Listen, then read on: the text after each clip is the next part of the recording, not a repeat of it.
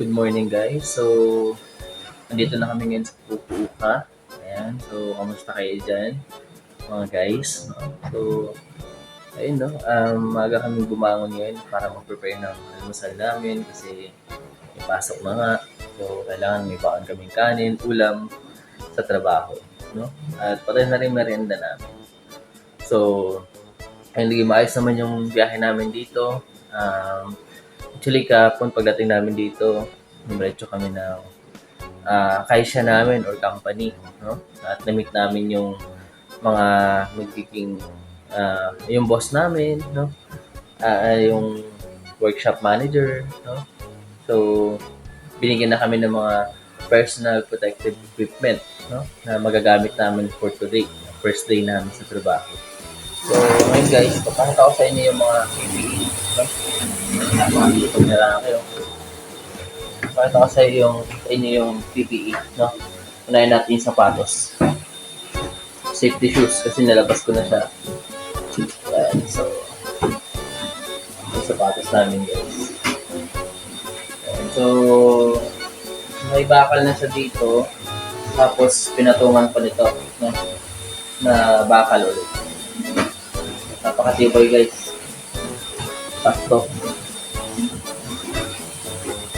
So, ilagay ko na rin guys yung tubig ko. Lagay ko na sa pinto kasi makakalimutin ako guys. Para hindi ko makalimutan. May tubig na rin yan. May pangalan.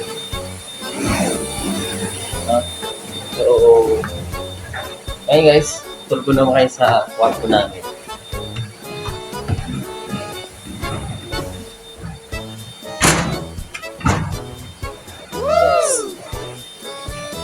Welcome sa aming kwarto.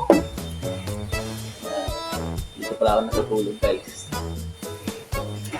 Yung aircon namin.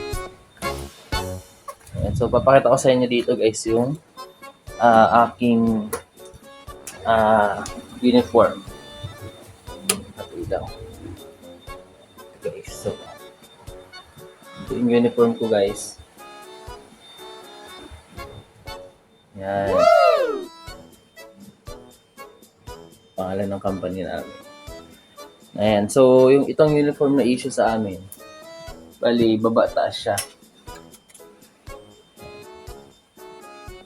Ayan yung pang baba. So, mamaya guys, ilalagay ko sa comment section yung na nakasuot ako ng uniform. No?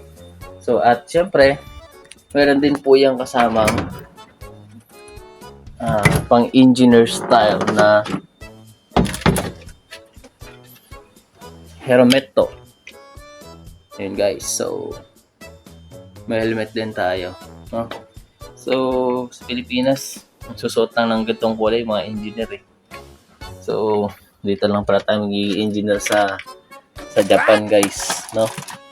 So at may kasama na po yung safety gloves, no? And then guys, binigyan din tayo ng ayun no, pang Iceman, no. So ito yung nilalagay sa para siyang chaleco, pero meron siyang fan sa loob na kung saan panglaban sa init ng panahon.